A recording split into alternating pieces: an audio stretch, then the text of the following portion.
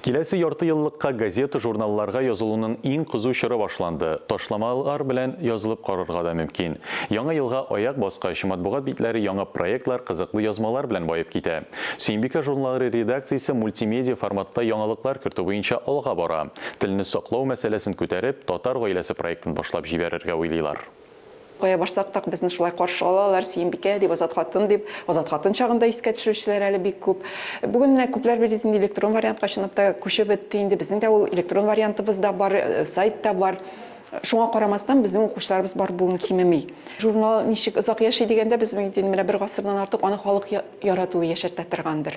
Башка басмалардан ул үзенең теленең матурлыгы белән аерылып тора һәм без аны чынлап та үзебезнең туган телне саклауга керткән бер дип саныйбыз.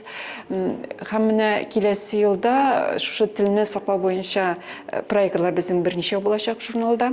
Гаиләләр белән бәйле, гаиләдә телне саклау белән бәйле проектлар, видео проектлар да булачак. Аларның бөтен серен дә ачып бетермик инде укучыларга, алар калсын. Менә журнал аша алар аның белән танышып барлар дип уйлыйм.